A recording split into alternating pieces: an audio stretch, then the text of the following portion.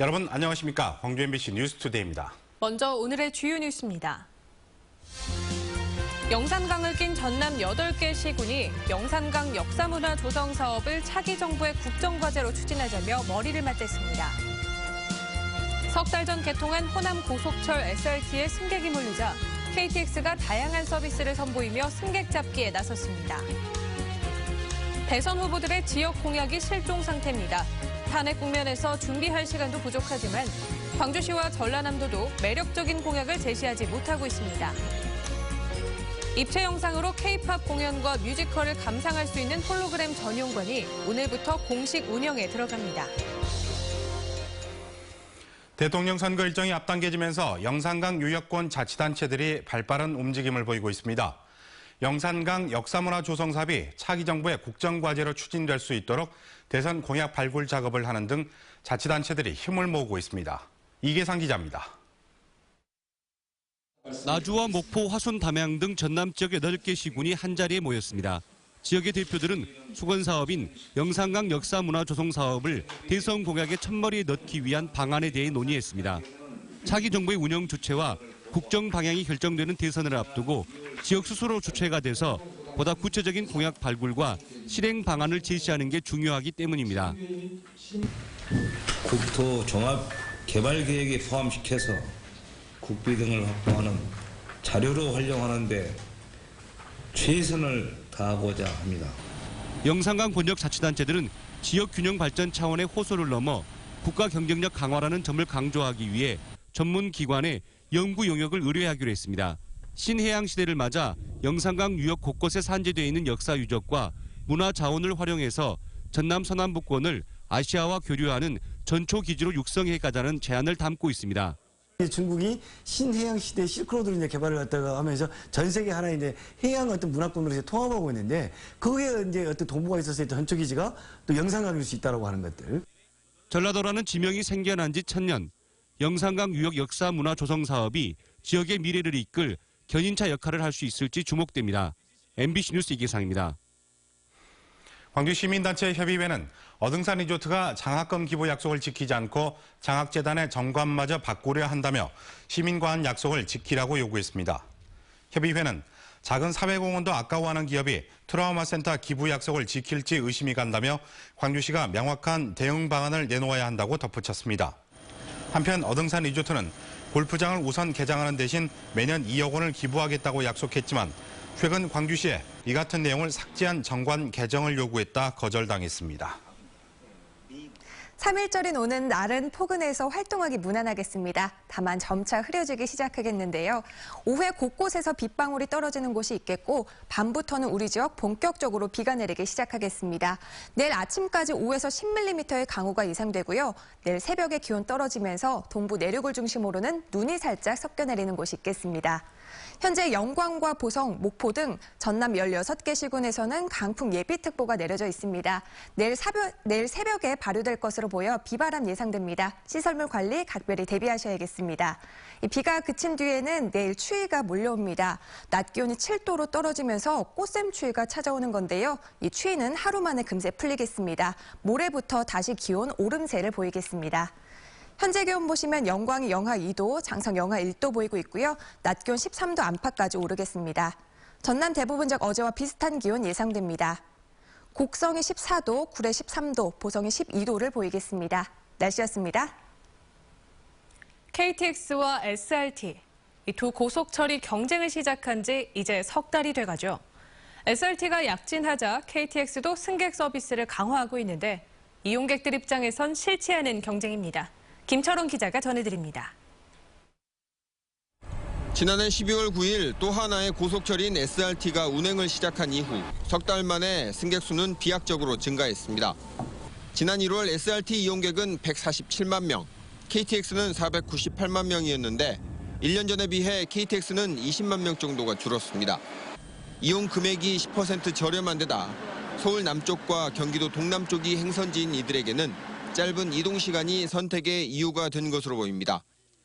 저희가 마케팅 전략으로 10분 빠르게 또 10% 저렴하게 10가지의 새로움이라는 그 서비스 전략을 저희가 도입을 하고 있습니다. 위기감을 느낀 KTX가 다양한 승객 서비스를 들고 나왔습니다. 광명역에서 서울 사당역을 잇는 셔틀버스 운행을 시작한 겁니다.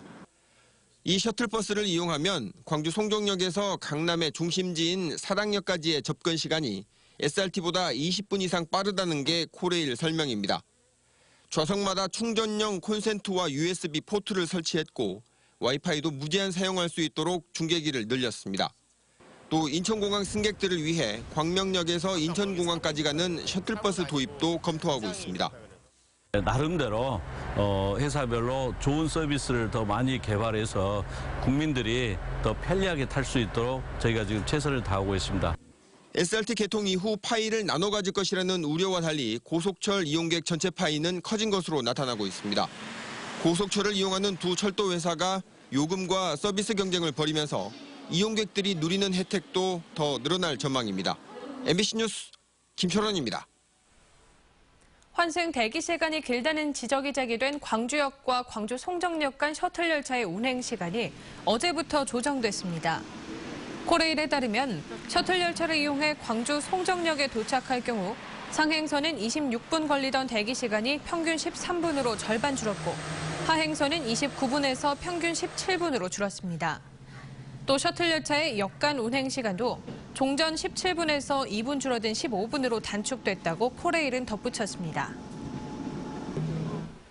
여수 경도 해양 레저 리조트 개발 사업이 정부 지원을 받게 돼 사업 추진에 탄력이 붙을 것으로 보입니다.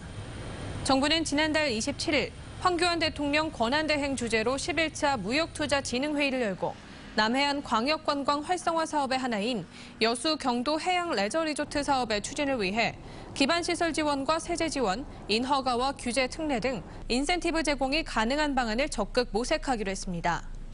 미래에셋 컨소시엄은 지난 1월 전남개발공사로부터 3,500억 원의 사업 부지를 매입했고 골프장과 리조트를 제외한 미개발 부지 27만 제곱미터에 대해 앞으로 5년 동안 7,500억 원을 추가로 투자해 요트 마리나와 워터파크, 호텔 등 복합 리조트를 개발할 계획입니다. 조기 대선이 가시화됐지만 대선 후보들의 지역 공약이 실종 상태입니다. 탄핵 국면에서 공약을 준비할 시간이 부족한 측면이 크다지만 약속마저 받아두지 않으면 나중에 요구할 수도 없습니다. 윤근수 기자입니다. 대선 후보, 특히 두 야당의 후보들이 뻔질나게 광주 전남을 찾고 있습니다. 호남 민심을 향해서 호소하고 말이 부족한 이 문재인, 미워도 다시 한번 손을 잡아주실 것을 호소드립니다. 우리 호남의 정신이 새로운 대한민국의 미래를 향한 저희 도전에 대해서 다시금 주목하는 계기가 됐으면 하는 간절한 바람입니다. 호남 발전을 위해서 노력하겠다는 약속도 앞다퉈 내놓고 있습니다. 호남이 민주당의 후보로 세워주신다면 이재명은 호남을 권력의 주인으로 우뚝 세움으로써 보답하겠습니다. 하지만 소외와 차별에서 벗어나게 하겠다는 맹세는 있어도 어떻게 하겠다는 구체적인 공약이 없습니다. 공약을 거론하는 경우에도 문화, 자동차, 에너지 산업 등 이미 추진 중인 사업이 대부분입니다. 저는 이 세 분야는 광주 전남의 사업이 아니고 대한민국 사업이라고 봅니다. 이런 부분들 4차 산업혁명 기술 접목해서 제대로 꼭 잘 키우겠습니다. 민주당 후보나 국민의당 후보나 호남의 지지 없이는 정당의 대표로 대선에 나설 수 없다는 현실 때문에 경선을 앞두고 호남에 최대한 공을 들이고 있습니다. 하지만 수도권이나 영남권에 비해서 유권자 수가 적기 때문에 본선에 가면 호남을 대하는 태도나 온도가 달라질 수 있습니다. 때문에 지금 약속을 받아둘 필요가 있지만 광주시와 전라남도 마저 매력 있는 공약거리를 후보들에게 제시하지 못하고 있습니다. MBC 뉴스 윤근수입니다. 광주시 의회가 헌법재판소 탄핵 결정과 조기 대선 가능성 등을 고려해 의회 일정 연기를 검토하고 있습니다. 광주시 의회에 따르면 오는 13일부터 예정된 시정 질의를 5월 중순 이후로 미루고 4월 18일로 예정된 임시회도 6월로 미루는 방안을 논의하고 있습니다. 전라남도 의회도 4월 임시회를 연기하는 방안을 검토하고 있습니다.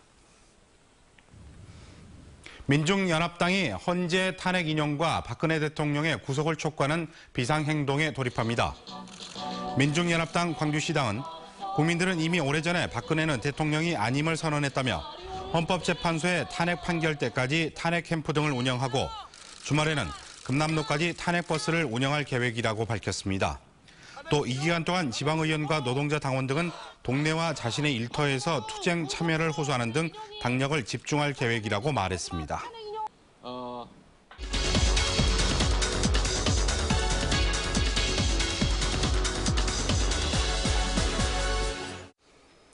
일본군 위안부 문제 해결을 촉구하는 정기 수요 집회가 3일짜리인 오늘 광주에서 1년 만에 다시 열립니다. 앞으로 집회를 이끌어갈 광주나비도 오늘 발족식을 여는데요. 그 자세한 내용을 백희정 대표 모시고 이야기 나눠보도록 하겠습니다. 어서 나오십시오. 안녕하십니까. 네. 예, 광주나비라는 단체가 어떤 단체인지 먼저 소개를 해주시죠. 네. 우선 광주나비는 오늘 발족을 하게 되는 신생 단체인데요.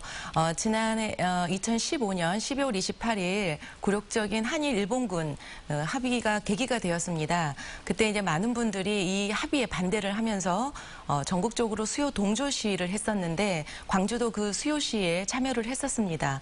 그리고 그 즈음에 광주 전남 지역에 곽예남 할머니라고 하는 위안부 할머니를 저희가 알게 되었고 할머니를 지속적으로 만나게 되었는데 이 할머니를 정기적으로 찾아가게 하는 그 사람들이 광주 나비를 만들어 보자라고 제안을 하게 되었습니다. 네, 그러면 이 단체에 어떤 분이 참여를 하게 되는 거죠? 네, 우선 단체로와 개인으로 지금 한 30분 정도가 모여 있는데요.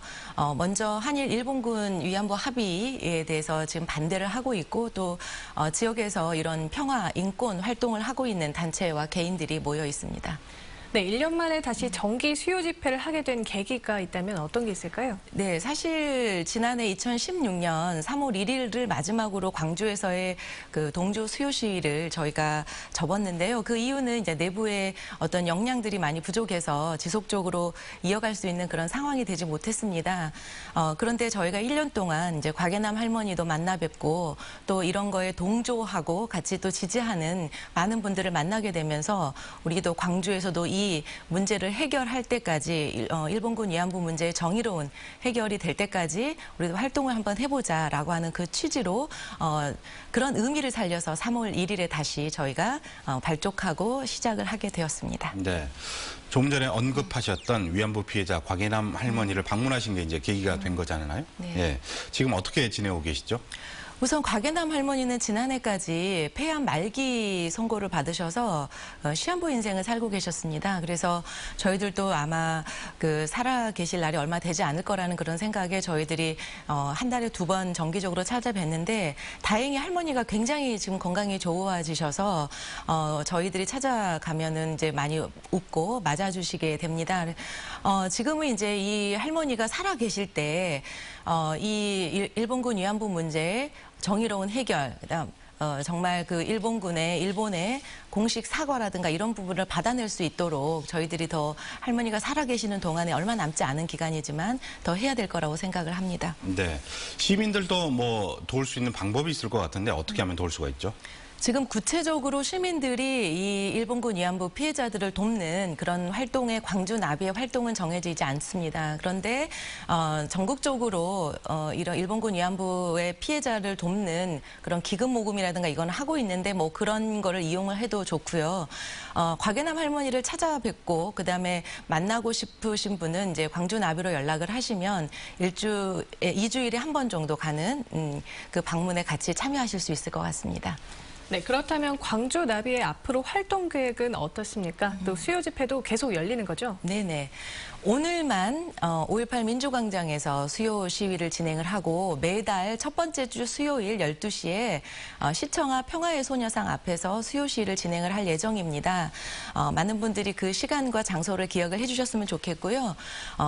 가장 먼저는 이게 2015년 있었던 한일 합의를 폐기해야 되는 것이 첫 번째 이제 활동이 되겠고, 그다음에 지금 그 일본 정부의 돈이 들어가서 만들어진 화해치유재단을 해체하는 것도 지금 저희가 외치고 있습니다.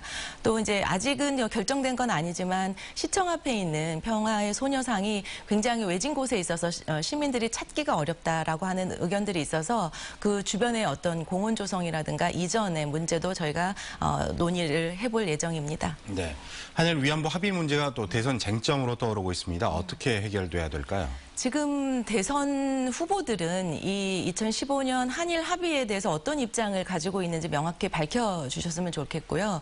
많은 국민들이 이 합의가 피해자가 배제된 합의라고 지금 얘기를 하고 계십니다. 그래서 다시 이 합의는 폐기가 돼야 되고 우리가 할머니들의 의견들, 그다음에 명예회복, 존엄이 들어가 있는 합의를 다시 이끌어내야 되는 게 저희 대선 후보들의 급선무라고 생각이 드는데 안타깝게도 할머니들이 지금 다 90세가 넘기셨어요. 그래서 네. 얼마 살 날이 별로 남지 않으셨는데 할머니들이 살아 계실 때 가장 먼저 해결해야 할 문제라고 생각을 합니다. 그래서 많은 대선 후보들이 이 사건에 대해서 관심을 가지고 합의 즉각 폐기를 외쳐주셨으면 좋겠습니다. 네, 오늘 광주나비의 백희정 대표 모시고 한일 위안부 합의 반대에 대해서 저희가 이야기를 나눠봤습니다. 이른 아침 말씀 고맙습니다. 네.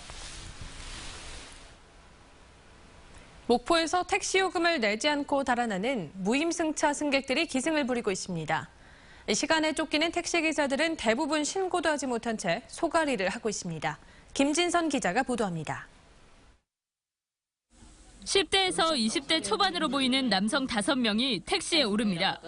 3명이 먼저 내린 뒤 1분가량 더 이동하는 승객들. 목적지에 도착하자 주머니에서 지갑을 찾는 척하더니 냅다 달아납니다. 쫓아갈 수가 없더라고요, 저희가.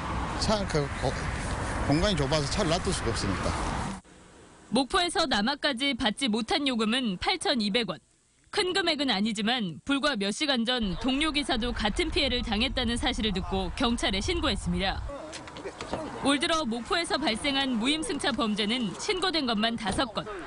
택시기사들은 승객들이 달아나더라도 도로에 차량을 두고 쫓아가지 못하는 데다 신고 절차를 밟을 동안 운행을 못하게 돼 대부분 신고조차 못하고 있습니다.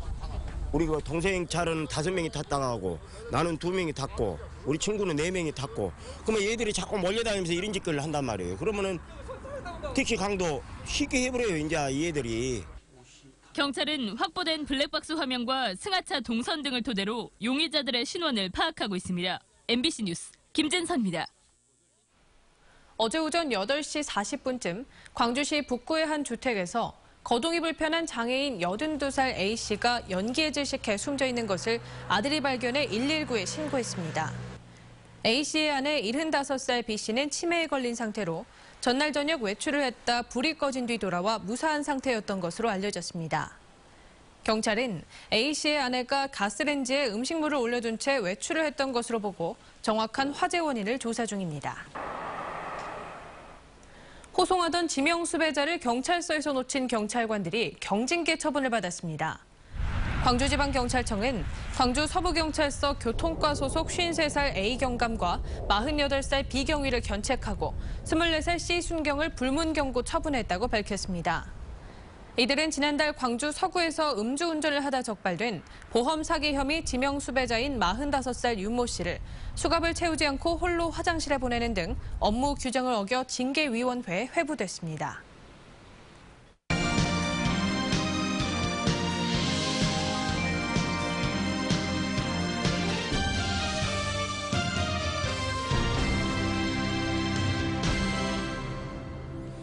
미디어 아트를 쉽게 접하고 직접 체험해 볼 수 있는 공간이 광주에서 오늘 공식 개관합니다. 어떤 프로그램들을 만나볼 수가 있는지 이미지 뉴스 리포터가 소개합니다. 미켈란젤로의 그림 쿠마의 무녀에서 숨겨진 심장 모양을 찾아낸 해설자가 심장의 역할을 설명해 줍니다. 같이 움직여야죠. 가수들의 화려한 공연과 웹게임을 원작으로 한 어린이 뮤지컬도 관람객을 만날 준비를 마쳤습니다. 미디어 아트 플랫폼의 대표 공간, 홀로그램 극장에서 만날 수 있는 콘텐츠들입니다. 가상현실, 증강현실 등 최근 뜨는 미디어 신기술을 직접 체험해 볼 수도 있습니다. 이처럼 움직임에 반응하는 공간들도 마련되어 있는데요. 총 7가지의 테마 공간으로 구성되어 있습니다. 물고기에 알록달록 색을 칠해 직접 바다로 보내는 미디어 바다.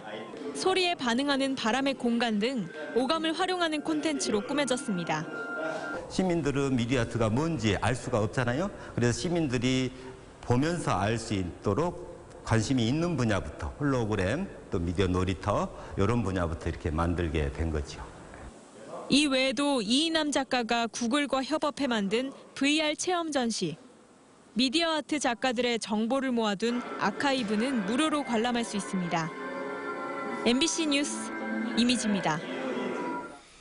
한국은행 광주전남본부가 소비자 동향을 조사한 결과 2월 중 소비자 심리지수가 88.6으로 전달보다 0.2%포인트 상승했습니다. 전국 심리지수는 94.4로 전달보다 1.1%포인트 상승했습니다. 심리지수는 장기 평균치를 기준값 100으로 정해 100보다 크면 낙관적, 적으면 비관적으로 해석합니다. 한국농어촌공사 노조가 공기업 경영평가 결과가 추락한 데 대해 상임이사 5명이 책임지고 사퇴해야 한다고 촉구했습니다. 농어촌공사 노조는 대형 국책사업비 집행 실적을 조작한 게 드러나 경영평가가 C등급으로 떨어져 성과급 180억 원을 반납하게 됐다며 경영진의 해명과 이사 5명의 동반 사퇴를 요구했습니다. 노조는 이번 사태와 관련해 성과급 전액 환수를 절대 받아들일 수 없다며 금전적 인사상 불이익을 경영진이 반드시 해결해야 한다고 주장했습니다.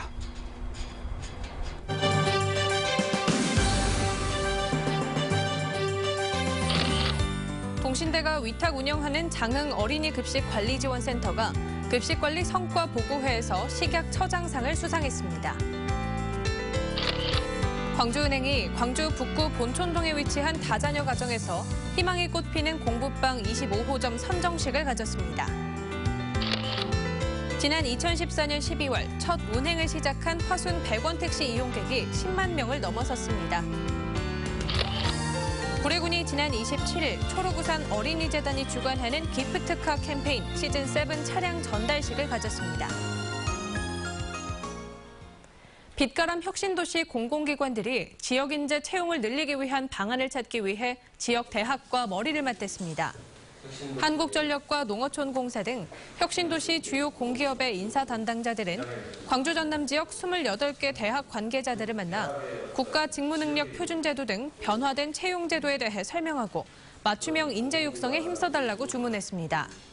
이에 대해 대학 관계자들은 공공기관 맞춤형 교육과정을 개설하고 있다며 지역 인재들이 일할 수 있도록 보다 폭넓은 취업 기회를 달라고 요청했습니다. 이용섭 전 의원이 문재인 전 대표의 경선 캠프에서 비상경제 대책단장을 맡았습니다.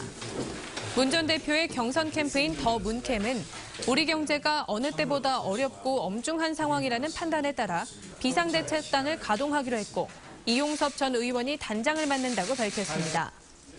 당내에서 재정 조세 전문가로 꼽히는 이 전 의원은 지난 총선에서 낙선한 뒤 정치권을 떠났다가 대선 국면에서 최근 정계에 복귀했습니다. 국민의당의 박주선 국회 부의장이 전체 국회의원 중에서 지난해 후원금을 가장 많이 모은 것으로 나타났습니다. 중앙선거관리위원회가 공개한 자료에 따르면 박주선 부의장은 지난해 3억 4,200만 원을 모금해 후원금 모금액 1위를 차지했습니다. 또 국민의당 장병원 의원과 박지원 의원도 3억 원 넘게 모금해 모금액 상위 20위 안에 들었습니다. 3일절인 오늘도 날이 포근해서 활동하기 무난하겠습니다. 하지만 점차 흐려지기 시작하겠는데요. 오후에 곳곳에서 빗방울이 떨어지겠습니다.